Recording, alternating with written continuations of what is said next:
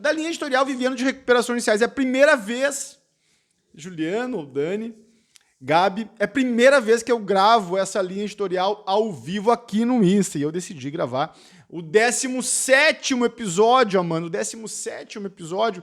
Minha querida amiga, minha querida colega, tudo bom, Neide? Eu decidi gravar esse 17º episódio com o título 3 grandes objeções que todo cliente que precisa de recuperação inicial tem. Na verdade, se você observar com carinho, você vai encontrar em todos os casos, em diálogo com o potencial cliente para fechar contrato de recuperação inicial, essas 3 objeções que eu vou explicar quais são e como a gente enfrenta.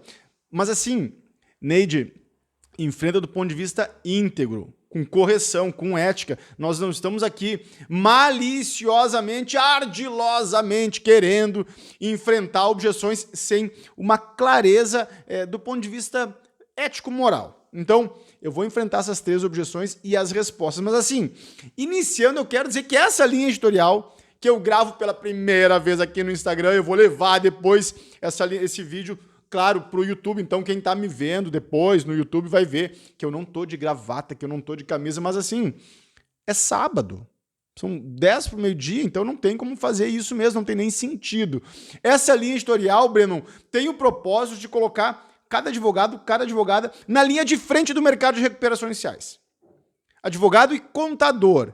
Eu incluiria administrador de empresas e economistas, porque esses profissionais também podem auxiliar o Poder Judiciário na figura da administração judicial. Então, advogado, contador, administrador e economista, esses profissionais podem auxiliar o Poder Judiciário. E esse nicho particular do direito à assessoria ao Poder Judiciário tem cada vez mais se ampliado substancialmente. Então, vale a pena olhar com carinho a atuação como administrador judicial, especialmente contador, contadora, administrador, economista, porque, claro, advogado eu tenho dialogado com muita frequência, mas assim, são para esses profissionais que se destina a essa linha editorial, Eliane. Então, vamos em frente. Olha só, dizendo isso, eu quero chamar a atenção de para quem não se destina, né?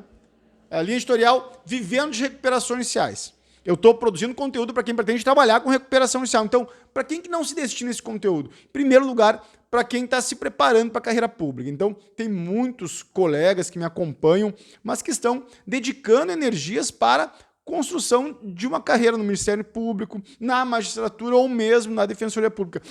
Para essas carreiras, é claro que eu não produzo conteúdo, eu não estou produzindo aqui conteúdo pensando no concurso público, então talvez não valha a pena acompanhar essa linha editorial. Agora sim, Breno, vamos imaginar que o camarada quer ingressar na carreira pública tendo em vista, sobretudo, os honorários regulares. Cara, trabalho com recuperação judicial oferece isso. Ou prestígio, que eventualmente acredite que a carreira pública ofereça. Olha, trabalho com recuperação judicial também oferece essa possibilidade. Tá bem? E também não estou produzindo conteúdo para empresário. Então, bom, daqui a pouco vai assistir esse vídeo um empresário, um agente econômico em crise. Cara, a sugestão que eu faço, se você for empresário, assiste o vídeo que está lá no meu YouTube, que se chama O Momento Ideal para Ingresso em Recuperação Judicial.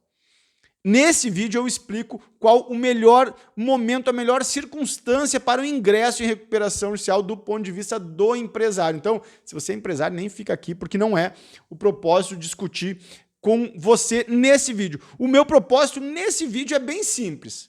Cara, quais são as 3 principais objeções que o agente econômico vai apresentar ao advogado quando o tema for recuperação judicial? Quando você apresentar a solução para o seu cliente chegou no seu escritório, você vai explicar por que, diante do cenário que se avizinha, recuperação judicial é o melhor remédio. Você vai explicar isso para o seu cliente. Olha, diante do grau elevado de endividamento, diante da possibilidade iminente de interrupção do fluxo de caixa, ou seja, é possível que em breve você não tenha acesso ao controle do seu caixa, porque um bloqueio judicial pode virtualmente inviabilizar o caixa da sua empresa. Então, por uma série de variáveis, Edu, por uma série de variáveis, Raquel, por uma série de variáveis, Samara, você vai explicar para o seu cliente que o melhor caminho é o ingresso em recuperação judicial. Nesse momento você vai encontrar 3 objeções. E eu sei que muitos aqui sabem dessas objeções, mas eu quero aqui debelá-las para quem não conhece. Então quem não conhece as objeções vai saber agora como enfrentar e vai conhecer as objeções, né, gente? Porque, assim, por que é importante saber disso? Cara, se você não está preparado para uma dúvida, se você não está preparado para ouvir um mas, ouvir um senão, é muito provável que você se confunda, que você fique inseguro, que você tenha dificuldades para enfrentar essas objeções. E agora, assistindo essa conversa aqui, que eu decidi fazer meio-dia, Edu. É possível isso, cara? É possível sim, porque eu passei a manhã inteira trabalhando, cheguei no final da manhã e disse, eu vou produzir esse conteúdo aqui no Instagram e vou jogar depois no YouTube, porque assim, tem uma linha editorial que eu estou dedicando energia chamada Vivendo de Recuperações Iniciais. Essa linha editorial está no 17º episódio aqui. E eu sempre gravei ela antes e joguei no YouTube. Eu decidi fazer ao vivo. Eu decidi gravar aqui, porque eu consigo compartilhar aqui com meus colegas, com meus amigos, com minhas amigas, com quem pretende trabalhar com recuperação inicial e consigo também depois jogar lá e vida que segue. Então, por isso que eu estou fazendo essa gravação ao vivo, porque também quem sabe faz ao vivo. Vamos lá, olha só. Primeira grande objeção. Grande objeção. Ah, e eu fiz um esquema aqui, claro, porque eu não tô subestimando ou gastando tempo de vocês com algo que não seja absolutamente valioso, assim. Então, tudo que eu disser aqui, pode acreditar, vocês vão ouvir dos clientes de vocês quando estiverem defendendo ou advogando a ideia de ingresso em recuperação inicial. Primeira objeção, primeiro mas que vocês vão ouvir do cliente de vocês, podem anotar e me cobrar depois. A pergunta vai ser a seguinte, Marcelo, e se o plano não for aprovado? Porque você vai construir um argumento, você vai construir uma lógica de trabalho com o seu cliente, que o seu cliente vai entender que todas as dívidas, todos os compromissos que a empresa possui serão reunidos no plano de recuperação inicial, razão pela qual a recuperação inicial é o remédio jurídico. Existe um conjunto de dívidas dispersas, dívidas trabalhistas, dívidas com fornecedores, dívidas com instituições financeiras, dívidas com MEs e EPPs, dívidas eventualmente extraconcursais, e essas dívidas serão reunidas no plano de recuperação inicial. E você vai explicar para o seu cliente que o plano de recuperação inicial vai ser aprovado. Vai ser aprovado pelo conjunto de credores. Porque essa é a lógica do processo de recuperação inicial, instituído em 2005, na Lei 11.101. E você vai explicar isso para o seu cliente. Cara, olha só, lógico, vamos pensar na lógica. Qual é a leitura rápida que uma pessoa inteligente faz diante dessa explicação? A leitura rápida é a seguinte, tá, tudo bem, eu suspendo minhas dívidas agora, mas quem vai apreciar o plano de pagamento são os credores. E se eles não aceitarem? E se os credores não aceitarem o plano de pagamento que eu estou apresentando, a consequência é a falência? Olha que pergunta boa. É essa pergunta, esse é o primeiro mas, esse é o primeiro senão, esse é a primeira objeção que você vai ter diante da explicação para o seu cliente que o melhor caminho é o ingresso em recuperação inicial. O seu cliente vai entender a lógica do processo, o seu cliente vai pensar que seria bom para ele suspender as execuções, mas o seu cliente vai lhe perguntar, Marcelo, e se o plano não for aprovado? Por quê? Porque ele tem medo da falência. Com toda razão ele tem medo da falência. Na verdade, você não pode apresentar para o seu cliente um remédio cuja consequência seja a morte. Olha que coisa louca. Você não pode apresentar para o seu cliente um remédio cuja possibilidade de vir a encerrar a atividade existe. Então, essa é a primeira objeção e eu vou explicar como você vai responder. A primeira resposta. Então, Marcelo, seu cliente tem medo da falência, se recusam. Primeira resposta que você vai dar. Cara, assim, meio-dia, sábado, Marcelo pirou fazer essa live agora. Marcelo se empolgou e quer, enfim, compartilhar. Por que eu estou fazendo essa live? Eu quero ver você trabalhando com recuperação inicial.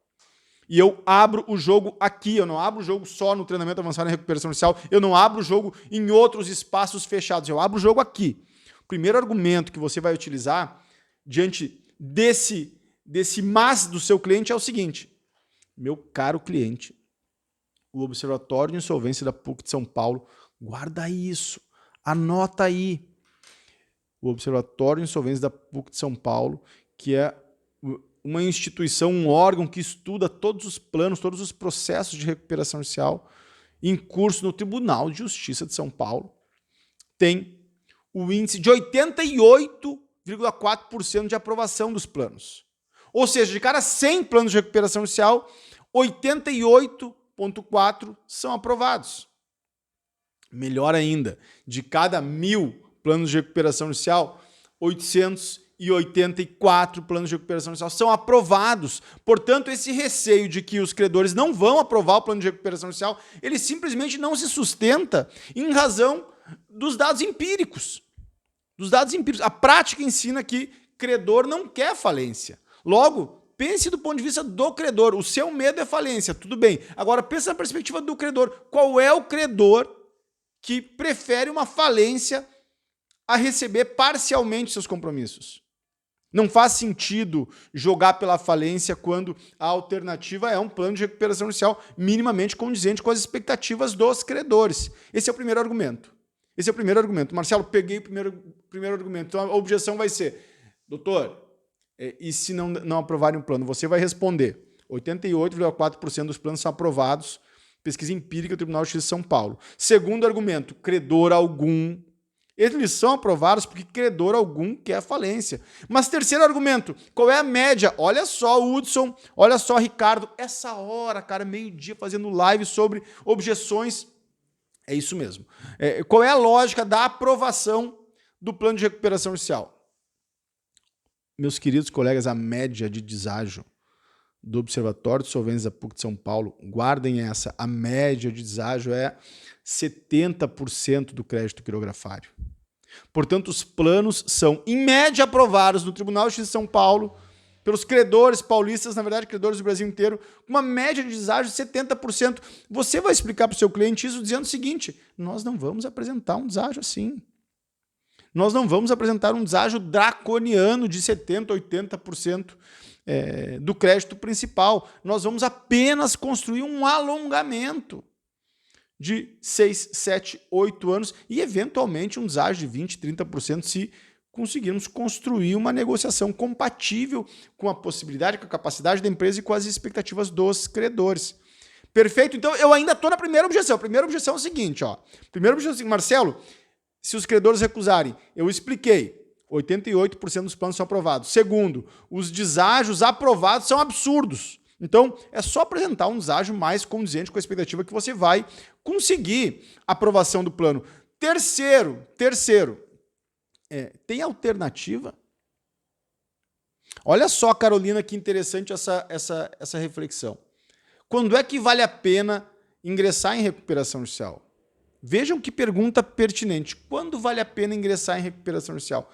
O ingresso em recuperação judicial vale a pena quando a empresa não tem outra alternativa.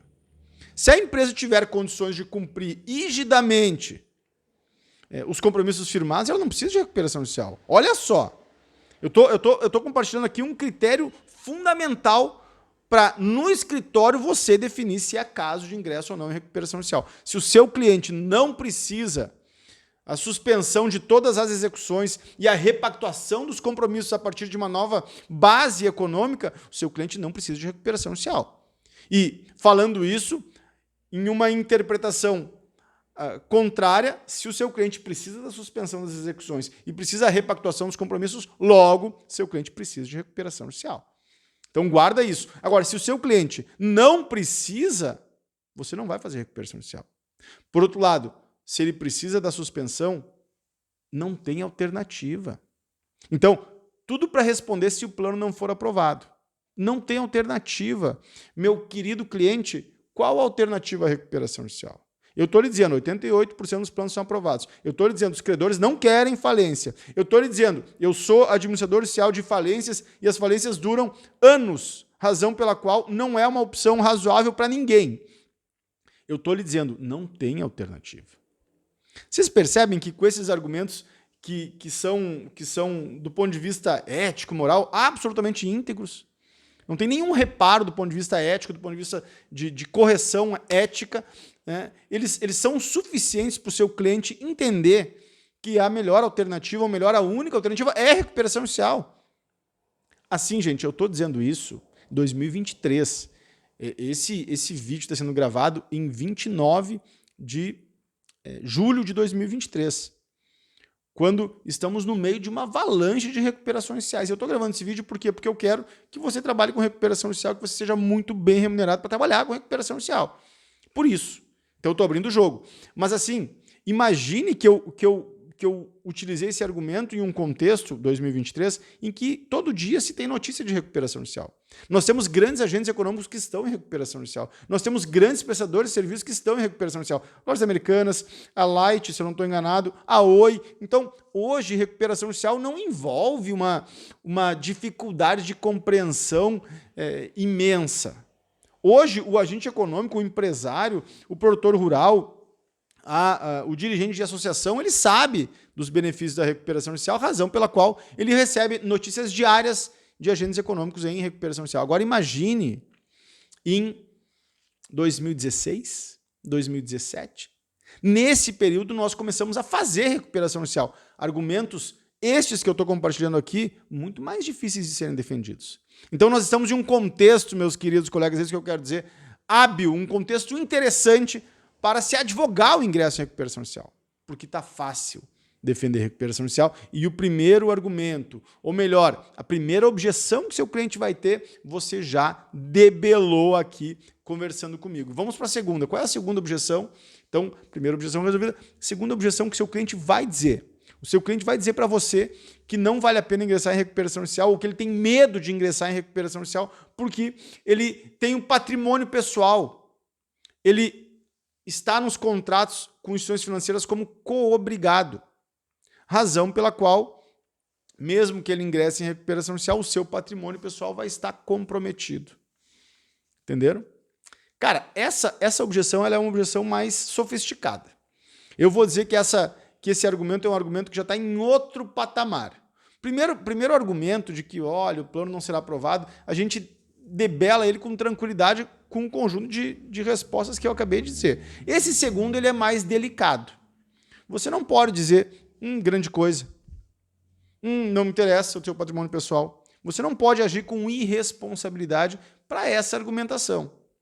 E com isso eu quero lhe dizer, para essa argumentação, para essa objeção, melhor dizendo. E para isso eu quero lhe dizer que tem um argumento mais consistente. Primeira coisa que você vai dizer para o seu cliente é o seguinte: qual o seu patrimônio pessoal envolvido? Do que nós estamos falando? Na realidade, a estratégia de ingresso em recuperação judicial ela não envolve uma assessoria exclusivamente à empresa.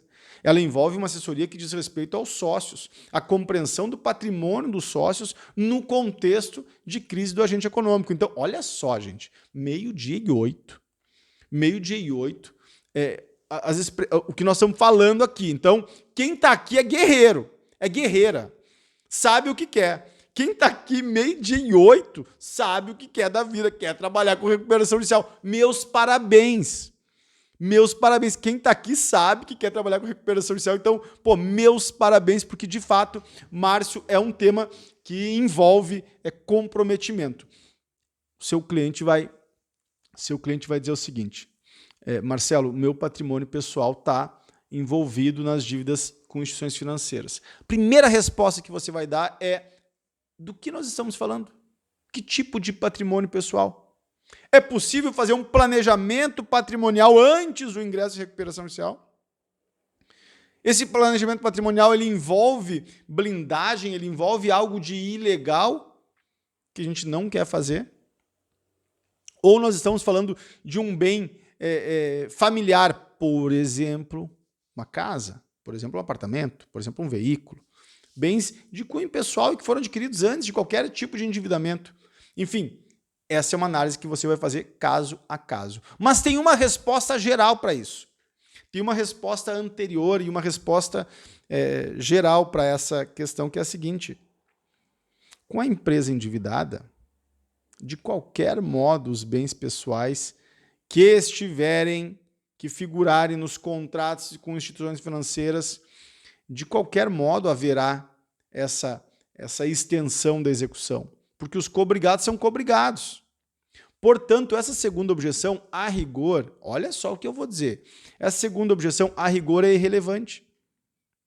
Se o cliente lhe disser, Marcelo, eu sou co-obrigado, o cliente me disse, Marcelo, eu assinei como co-obrigado com instituições financeiras. Bom, se eu entrar ou eu não entrar em recuperação judicial, a consequência é, você vai responder por essa dívida.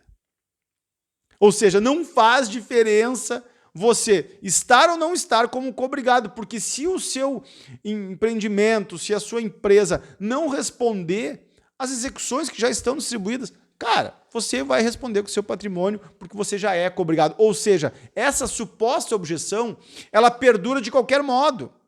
Melhor dizendo, se o sujeito tem um patrimônio expressivo, esse patrimônio provavelmente será acionado se não tiver recuperação judicial. Portanto, é irrelevante o argumento com relação ao patrimônio pessoal do ponto de vista prático, do ponto de vista efetivo. O que é possível fazer?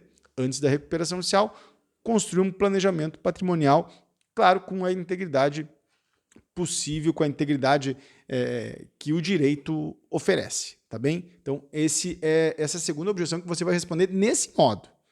Analisar o patrimônio da família, analisar os contratos em que existe a figura do co-obrigado, eventualmente, conforme a expressividade da dívida, você pode, inclusive, respeitar o contrato que existe, um co-obrigado que possui patrimônio, então você tem um endividamento expressivo, mas aquele contrato em particular tem um avalista que é sócio da empresa, tem um patrimônio pessoal que o seu cliente quer preservar. Bom, esse contrato você pode respeitar, você pode organizar, você pode pensar de uma forma em que o patrimônio pessoal do seu cliente não seja acionado. Mas isso é uma análise casuística, caso a caso, ponto a ponto. Estou falando aqui de modo geral e você assim responde com integridade. Do ponto de vista do nosso mercado, gente, vamos lá, vamos ser bem objetivo aqui.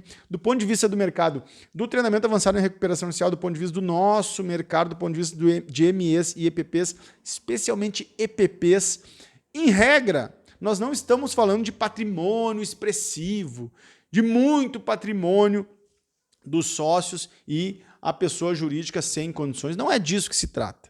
Nós não estamos falando de um vultuoso patrimônio pessoal quando se trata de EPP, tá bom? E isso facilita enormemente enfrentar essa objeção que eu mencionei do patrimônio pessoal dos sócios, dos co-obrigados. Agora, só um detalhe ainda para encerrar esse segundo ponto. Meu querido colega, o fato do sujeito ser sócio não quer dizer que ele vai responder o patrimônio, melhor, responder a dívida da empresa. Não, isso é um equívoco primário. Tá bom? Existe a autonomia patrimonial da personalidade jurídica. O que eu estou falando é que se o sócio figurar como co-obrigado. Marcelo, explica melhor, cara, o que é co-obrigado? Avalista, fiador de uma dívida com instituição financeira. É nesse caso que vale a pena fazer a análise que eu estou aqui desenhando. Se o sócio não figurar como co-obrigado, fiador, avalista, você não precisa ter todo esse alarde, porque, em regra, o sócio não responde com o seu patrimônio em relação a dívidas da empresa. Parênteses, claro, dívida trabalhista, cuidado, dívida tributária, cuidado também. Tá bom?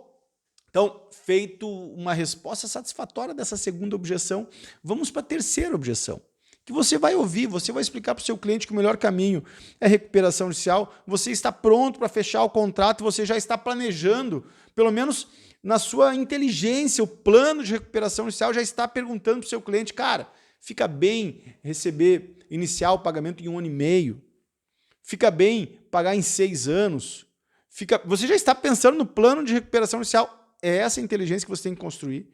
Isso exige tempo, isso exige dedicação, isso exige, por exemplo, estar numa live meio-dia 15 de sábado. Por isso eu cumprimento cada uma que está aqui. Porque acompanhar uma live meio-dia 15 sobre recuperação judicial é para os fortes.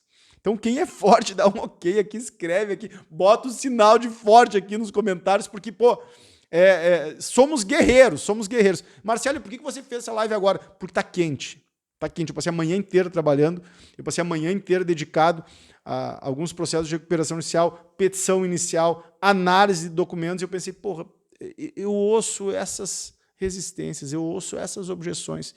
E tem argumentos fortes para enfrentar essas objeções. Tem argumentos consistentes, Amanda, para, do ponto de vista íntegro, superar essas objeções. Por que eu não vou compartilhar? Vamos compartilhar. Por isso que eu decidi fazer essa live 12h15. E meninas, Amanda, Neide, essa é o meu propósito. Sintam-se abraçadas por mim. Olha só, então, terceiro, Amanda, olha só, Neide, veja bem, qual é a terceira objeção que o cliente vai apresentar? E ele vai apresentar de uma forma muito surpreendente, assim. A gente, em geral, essa objeção, quando chega, a gente não espera muito. E essa objeção diz respeito a honorários. Então, enfim, você convenceu que é o melhor caminho, você convenceu que seu cliente tem um grau de endividamento expressivo, que não dá conta de fazer o enfrentamento fora de uma recuperação judicial, ou seja, você vai negociar com os credores, e os credores vão distribuir a execução, e as execuções distribuídas vão inviabilizar a operação, é isso que acontece. E execuções da ordem de milhões, nós não estamos falando de 100 mil, de 50 mil, de 150 mil, de 200 mil, até existe isso, o começo é de 150 mil, 200 mil, o começo é esse. O começo do tormento do empresário é a primeira execução de 150 mil, de 200 mil, em que ele se vê premido por um cenário complicado, mas nós estamos falando de execuções que começam a se sobrepor. Acreditem, gente, quem fala que é uma área do direito fria, que é uma área do direito que não tem tiro, porrada e bomba, não conhece recuperação judicial. O agente econômico está bem, o agente econômico está com a sua caminhonete, está com o seu sedã, está viajando, tem uma liquidez boa, opera bem, tem um respeito dentro das instituições financeiras, e do dia para a noite, é isso mesmo. É um negócio. Quem já viu isso, me diz se viu isso, por favor, diz aí se já encontrou algo parecido. Do dia para a noite, o que era algo tranquilo vira algo horroroso. Os créditos do dia para a noite fecham. O sujeito antes tinha uma receptividade grande no banco, não tem mais. Do dia para a noite fecha o seu aplicativo no banco. Isso é um horror para o agente econômico, para o empresário. E essas dificuldades elas vão aumentando em uma escala geométrica, não é algo gradual. Assim, quem já viveu isso, quem já viu isso sabe. Mas acreditem no que eu vou dizer, não é algo lento, não é a mudança do status do empresário não é algo tranquilo, algo que vai acontecendo com o tempo, não. É algo disruptivo e que vai do dia para a noite aumentando em progressões geométricas. Eu já assessorei agentes econômicos que estavam super bem viajando em um mês e no mês seguinte tinham receio de agiotas que estavam circundando sua família. Coisa de louco mesmo. Então, por quê? Porque a dívida administrada ela não exige recuperação judicial. Na verdade, boa parte dos agentes econômicos gira a sua operação com crédito. Então, como assim, Marcelo? Explica, cara, eu não entendi nada do que tu está falando. Vou explicar, olha só. Boa parte dos agentes econômicos faz girar a sua operação com crédito. Antecipa recebíveis, tem limite expressivo. E limite expressivo é limite de 100, 200, 300, 500 mil mês. E esse giro vai sendo tranquilo, mas, em algumas circunstâncias, esse giro vai acontecendo com um grau de endividamento que progressivamente se eleva. Quando tem um protesto, eu queria fazer rápido essa live, mas vamos lá, vamos almoçar. Mas quem está aqui é guerreiro, guerreira, não está preocupado com o almoço. Para que almoçar? Vamos emagrecer, vamos cuidar do corpo, então não vou almoçar e vou aprender. Olha só que proposta. Marcelo, então tu está dizendo para não almoçar, cara, e ficar aprendendo. É isso que eu estou dizendo, Então, nesse contexto da operação ter um alto giro com endividamento, que é um contexto absolutamente normal, nesse contexto, o que ocorre é que um protesto, cara, assim, Amanda, me fala se não é verdade, se você está aí ainda me conta, é isso que acontece. Um protesto arrebenta a operação, arrebenta o crédito, arrebenta o empresário, arrebenta o sujeito. O sujeito que antes estava a 1000, com o seu sedã, com a sua caminhonete, viajando, com um giro, do dia para a noite, um protesto só faz com que o desespero aterrize na vida do empresário e na vida familiar, na vida empresarial, na vida familiar, enfim, na vida como um todo. E aí o sujeito passe a nos procurar. Bem-vindo, venha, vamos conversar. E aí a terceira, então nessa tormenta toda vem a terceira objeção. Ele já se convenceu a ingressar em recuperação judicial, ele já se convenceu que o remédio jurídico é o melhor possível, recuperação judicial, ele já se convenceu que, enfim, patrimônio pessoal, se existe patrimônio específico, ele vai de algum modo se ser envolvido, não tem problema. É do jogo. E ele já vai fechar o contrato, né, Amanda? A Amanda vem concordar comigo porque ela é muito querida e a gente está junto nessa jornada, querida. Olha só, Amanda. E aí a terceira objeção, que é absurda, é dos honorários. Então o cara entendeu que é o remédio, o empresário deve milhões, 1, 2, 3, 10, 20, 100, deve, mas incomoda os honorários expressivos.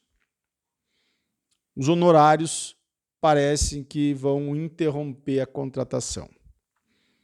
Eu cotidianamente recebo contatos de alunos do treinamento avançado em recuperação judicial, de colegas que estavam em vias de fechar o contrato e quando se falou em valores, as tratativas foram encerradas. Por quê? Porque valores muito expressivos.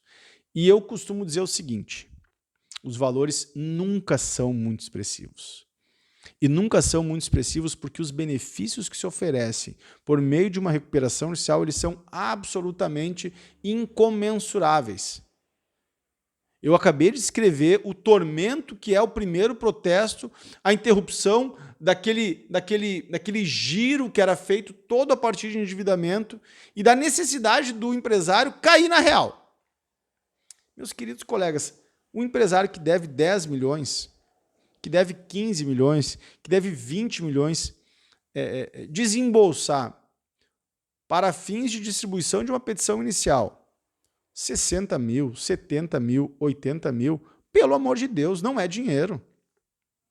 Mas o olhar desse empresário que deve 20 milhões, que deve 15 milhões, para esses 80 mil, é como se o advogado estivesse cravando uma faca no cliente. Então, assim, como é que eu enfrento essa terceira objeção? Primeiro ponto que eu costumo destacar com muita força. Meu querido colega, a petição inicial não é para amadores. Se alguém tem alguma dúvida a respeito disso, visita o artigo 51. E eu digo mais, eu entrego o artigo 51, eu imprimo o artigo 51 e entrego. Olha aqui, ó, é isso que tem que fazer. Você acha que eu entrego essa petição em 1 dia, 2 dias? Não consigo fazer isso. Então envolve tempo, envolve dedicação, envolve análise contábil, envolve análise dos contratos sociais, envolve análise do quadro de credores, envolve atuação em outros processos.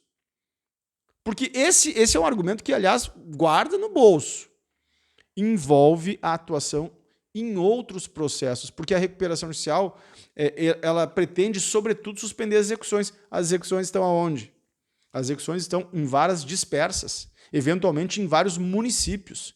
E, em razão disso, você vai precisar suspender as execuções em outros municípios. Vai ter que entrar em várias execuções. Portanto, não é só uma petição. É um trabalho hercúleo. E aí o que você vai argumentar é o seguinte. Essa entrada é para fazer todo esse serviço, que é um serviço de peso que eventualmente vai envolver conflito de competência, que eventualmente vai envolver entrada em discussão com vários juízos, explicar a situação para vários juízos, e tudo isso tem um valor. Agora, tudo isso se paga de forma muito simples, porque os honorários do advogado, os honorários da advogada e os honorários do administrador judicial também. Esses honorários eles são remunerados pelo processo. O cliente vai se beneficiar diretamente, do ponto de vista financeiro, do trabalho realizado pelo advogado no processo de recuperação judicial, da atuação destacada do administrador judicial quando isso é feito com correção, e isso é feito por correção na grande maioria dos casos. Então, ele vai se beneficiar disso. E pô, se ele tem 5 milhões de execuções, de valores, né, em execuções distribuídas, a suspensão tem um valor, né? Suspender tudo isso por 60 mil reais, 80 mil reais, é simplesmente um presente. É simplesmente uma graça que o advogado está oferecendo ao cliente, razão pela qual a objeção. Terceira objeção que eu mencionei sobre honorários, ela é uma objeção que não faz qualquer sentido do ponto de vista prático. Só que assim, você tem que explicar isso para o seu cliente. Você tem que desenhar isso para o seu cliente. Qual é o custo de não acionar esse remédio? Qual é o custo de não provocar o Poder Judiciário para suspender todas as execuções? Qual é o custo não só da empresa? Qual é o custo da sua saúde mental? Qual é o custo da saúde da sua família? Então, é a partir dessas variáveis que você pode enfrentar a terceira objeção dos honorários. Agora sim, você pode ter, e eu faço isso, você pode ter uma flexibilidade nisso. Então, se você apresentou honorários, uma proposta de honorários com valores expressivos iniciais, nenhum problema recuar um pouquinho dos valores iniciais expressivos para alcançar uma saída compatível para fechar esse ruído. Até porque o relacionamento advogado-cliente e uma recuperação judicial é um relacionamento de longo prazo. Então, exemplo, eu costumo, em recuperações médias, 3, 4, 5, 7, 8, fazer um cálculo em torno de 10% do valor total. Fabiano, Jordana, incluindo os créditos extraconcursais. Isso é um detalhe interessante, isso é um detalhe importante. O Fabiano entrou agora e pensou, cara, o Marcelo é louco, né? O Marcelo fazendo uma live meio dia e meio. Isso, estamos fazendo juntos. Né, Jordana? Olha só, Fernando. Então, eu costumo, em recuperações pequenas, médias, 3, 4, 5, 8 milhões, 10 milhões, eu costumo propor honorários em torno de 10% dos créditos concursais e extraconcursais, ou seja, créditos tributários também. É isso. A proposta é essa. 10%. Desses 10%, então, em uma recuperação de 6 milhões, que envolve passivo tributário, que envolve passivo trabalhista, que envolve passivo com instituições financeiras, que envolve passivo com fornecedores, que envolve passivo com MEPP, que envolve passivo com garantia real, meu Deus, só nisso já cansei. Né? Mas é isso mesmo. De 6 milhões, honorários razoáveis, 10%. 10%. Claro. Sabe por quê, Amanda? Porque a gente administra os créditos extraconcursais. Quando a gente promove recuperação judicial e de um agente econômico que tem valores extraconcursais expressivos, a gente acaba por administrar, por exemplo, passivo tributário. Eu já discuti com alguns clientes essa questão, o cliente solicitando que eu exclua da proposta os créditos extraconcursais e eu aceitando, mas afirmando que eu não atuaria, então, nesses créditos extraconcursais. Sacou? Então, o cliente chegou, me apresentou uma dívida, vamos pegar esses 6 milhões. 6 milhões, 3 milhões de passivo tributário. Eu calculo sobre os 6 milhões. Né? Mas o cliente vai dizer, Marcelo, mas tem 3 milhões que é crédito extraconcursal, que na petição inicial, inclusive, você vai indicar o valor dos créditos concursais na forma do artigo 51, enfim. Eu digo, é verdade, eu vou fazer isso, mas eu vou ter que atuar nos créditos extraconcursais, tanto do ponto de vista da interrupção das execuções, quanto do ponto de vista da repactuação. E aí eu ainda faço um incremento dessa argumentação dizendo o seguinte, se você não quiser que eu trabalhe no crédito extraconcursal, tudo bem. A gente contrata apenas os créditos concursais e você vai ter que contratar uma outra assessoria jurídica para fazer a transação tributária, por exemplo, para fazer uma repactuação dos créditos extraconcursais. E é claro que isso não acontece. É claro que fica mantida a contratação pelos valores. Mas, perfeito, é isso, né, querida? Agora, sim, 10% de 6 milhões, como eu mencionei. Pô, isso envolve valores de 600 mil reais no contrato. Meus queridos colegas, agora só um parênteses aqui para quem tá comigo aqui. Olha só, honorário 600 mil reais. Quais são os escritórios que têm contratos com honorário de 600 mil reais que não envolve sucumbência? Qual escritório vocês conhecem que tem honorários de 500 mil, 600 mil, que não envolve sucumbência, sem sucumbência? Cara, é dificílimo isso. É dificílimo. E, bom, você vai fazer esse contrato de 600 mil reais e você vai contratar 10% desses valores à vista. Então, nessa recuperação hipotética de 6 milhões, você vai contratar 600 mil e vai contratar para fins de distribuição da petição inicial 10% desses valores à vista. É sobre esses 10%, R$60 mil, que você vai ter uma certa flexibilidade. Se o seu cliente disser, olha, Marcelo, eu tenho dificuldade, exatamente em razão do cenário de dificuldades, eu estou ingressando em recuperação inicial, R$60 mil é pesado, problema algum. Problema algum, você pode fazer em 2 vezes. Agora, assim, o trabalho, a distribuição da petição inicial envolve um trabalho de dedicação, envolve dia e noite, envolve olhar cada linha. Ontem, eu e um colega estávamos concluindo a petição inicial de uma recuperação que acho que a próxima semana a gente vai distribuir. Cada linha, gente. Cada linha, cada pedido. Não é passar o olho nos pedidos, é analisar cada pedido. É fundamentar cada argumento. É trazer precedentes atualizados. É trazer fundamentação doutrinária. Por isso que eu tenho esse monte de livro aqui que me enlouquece. Está sempre perto. Por isso que eu fiz uma estante em volta da minha mesa. Se você perceber, eu tenho a minha mesa aqui, tem uma tela aqui do lado, o meu computador está aqui, então eu tenho um computador aqui, uma outra tela aqui, e tenho livros e mais livros sobre processo de recuperação inicial. Então, envolve uma dedicação. E aí você não pode baratear esse processo. Então, faça em 2 vezes. E o restante, Marcelo, o restante você vai parcelar em 36 meses. Então, no caso específico que eu aqui mencionei, 6 milhões, você vai cobrar R$60 mil na distribuição, na formalização do contrato e os outros 540 mil em 36 parcelas. Isso significa, arredondando, não sei, não fiz o cálculo aqui, aliás, nem tinha pensado em dar exemplo, isso deve dar em torno de 14, 15 mil reais mês. É por isso que muitos colegas sabem que o processo de recuperação inicial envolve uma regularidade dos honorários. E envolve sim. O que eu tenho conversado com alguns colegas é o seguinte, Marcelo, se a objeção, olha só, vem comigo, que agora nós vamos chegar na cereja do bolo. Cara, a gente está há 50 minutos, eu acho, já, né? E o pessoal não almoçou? Meu Deus do céu, tô almoçando com vocês. Olha só, Marcelo, o camarada vai aceitar. O cliente vai aceitar, mas o cliente está resistente apenas em relação a essa entrada. Agora, fica a questão que eu estava conversando também com outro colega a respeito e vale a pena dividir aqui. Se o seu cliente vai aceitar lhe pagar por mês para fazer um trabalho que envolve uma dedicação expressiva, a construção do plano de recuperação judicial, análise de todos os créditos, a manifestação na habilitação e na divergência com o administrador judicial, depois a manifestação nas impugnações, a conversa cotidiana com o Poder Judiciário, a aprovação do plano. Então, se o seu cliente vai lhe contratar para fazer tudo isso e vai ter honorários expressivos mensais, se você quer muito fazer, ou se você quer entrar, colocar o peito na água, cara, não seja inflexível nessa entrada. Na verdade, eu estou mudando um pouco, André, Isa, Amanda, eu estou mudando um pouco a minha leitura. Eu sempre fui muito inflexível na entrada.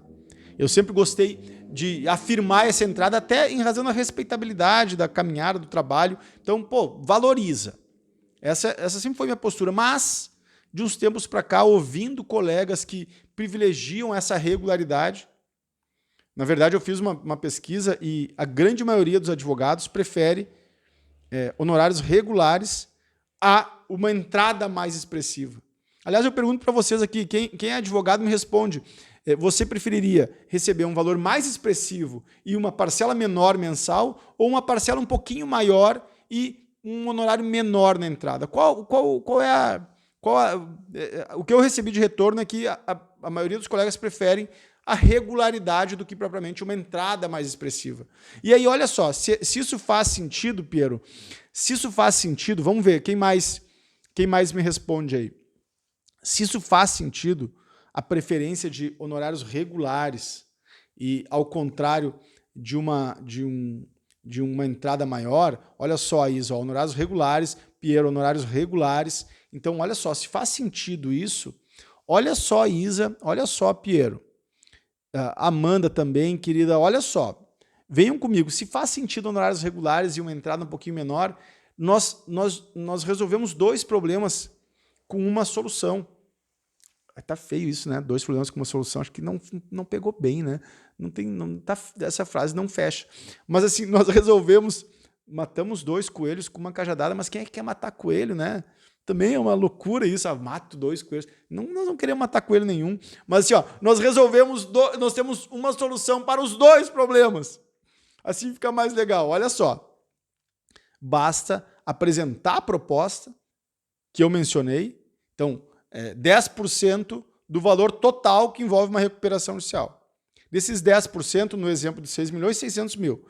10% de entrada, 60 mil reais. Se o cliente fizer qualquer reparo, se o cliente demonstrar uma dificuldade, cara, negocie esses 60 mil, porque os outros 90% você já pactuou. Aceita a redução. Pergunta para o cliente, eu costumo fazer isso, isso é interessante, isso é meio sacanagem, mas eu faço isso sempre. Quando em processos menores, por exemplo, promoção de uma holding, por exemplo, construção de uma negociação preventiva no Sejusc empresarial, que envolve valores menos expressivos, você entende? Não é uma recuperação judicial. Então, abrir uma mediação no Sejusc empresarial é muita responsabilidade? Eu adoro fazer, faço várias, mas não envolve valores muito expressivos, mas envolve valores. Então, nunca cobrei menos de 20 mil para fazer isso, 25 mil. Então, vamos pensar, né? Um pouquinho menos, um pouquinho mais, mas para uma negociação. O que eu faço? Nesse caso, eu pergunto para o cliente, como é que fica bem para você? Como é que fica bem para você fazer esse pagamento? Desde que, claro, eu preserve um inicial. Eu não inicio um trabalho sem ter uma entrada, uma internalização de valores no escritório. Então, tem uma flexibilidade até um limite. Então, nesses casos de mediação Sejusc empresarial, nesse caso de construção de um planejamento patrimonial que envolva, eventualmente, holding ou coisa que o valha, eu coloco na mesa o valor e pergunto como fica mais confortável, qual é a forma mais confortável para fazer esse pagamento. Eu não quero essa entrada mais expressiva, eu quero um relacionamento com o meu cliente. E essa é a melhor forma de fazer. Então, assim, apresentou 60 mil reais e 540 parcelado. O cliente vai dizer, Marcelo, ele não vai discutir. Olha só que interessante, Amanda, ele não vai discutir os 540 mil. Talvez ele discute percentual, mas creio que não, mas pode discutir. Ele vai discutir a entrada. Essa entrada, você disponibiliza uma flexibilidade. Pergunta para ele como ficaria bem. E não baixe o seu mínimo. Então, tem alguns colegas que dizem menos de 20 mil reais eu não mexo na petição inicial de uma recuperação judicial. Tem colegas que colocam um patamar de 30 mil. E aí, cada um vai fazer o seu ajuste. Mas assim você enfrenta. E eu consegui enfrentar as 3 objeções, meio-dia, almoçando com vocês.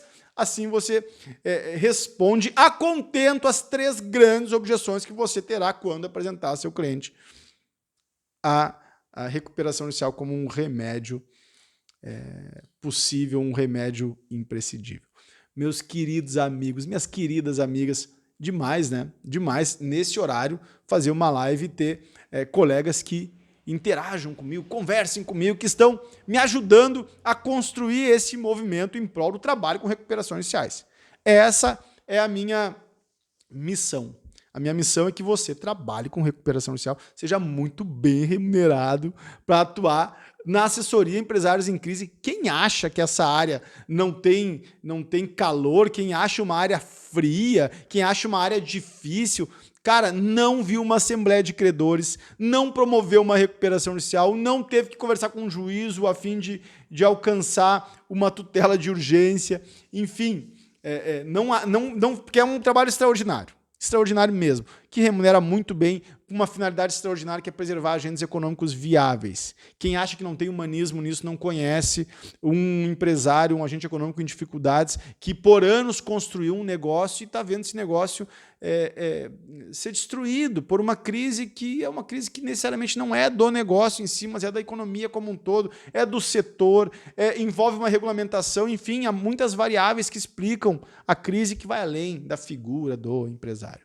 Olha só, encerrando, respondendo perguntas, Piero, meu velho, vamos lá, como você encara o futuro da recuperação judicial? Cara, a recuperação judicial nos próximos 2 anos vai ainda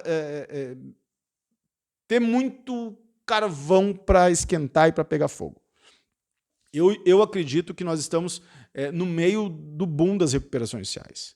Só para você ter uma ideia, ontem nós estávamos concluindo a distribuição de uma e eu soube de um colega que me chamou para a gente conversar a respeito de outra.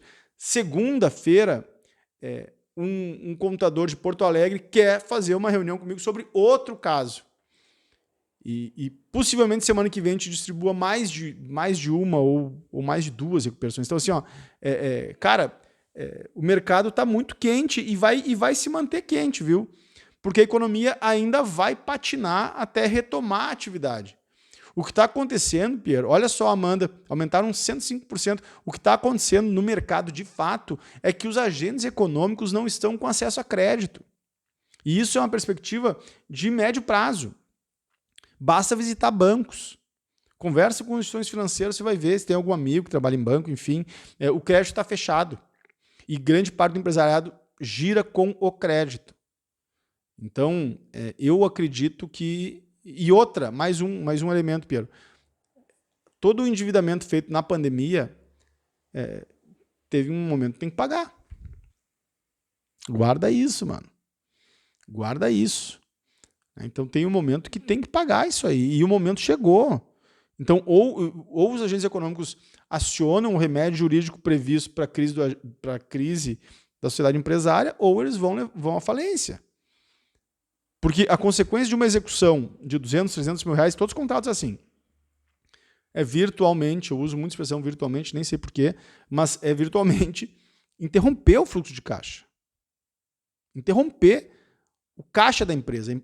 O empresário não ter acesso a pagar fornecedores, a distribuir, a pagar funcionários, a pagar as contas. É isso. Por isso que a recuperação inicial tem tido uma demanda muito grande.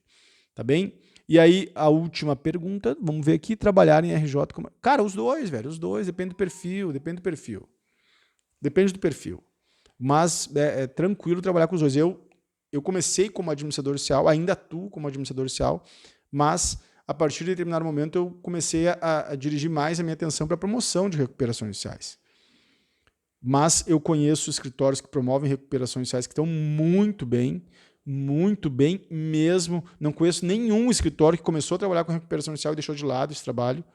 Olha só, Piero, não conheço nenhum escritório, nenhum mesmo, que começou a trabalhar com recuperação social, gostou, legal, mas agora eu vou para o direito de família. Não conheço nenhum.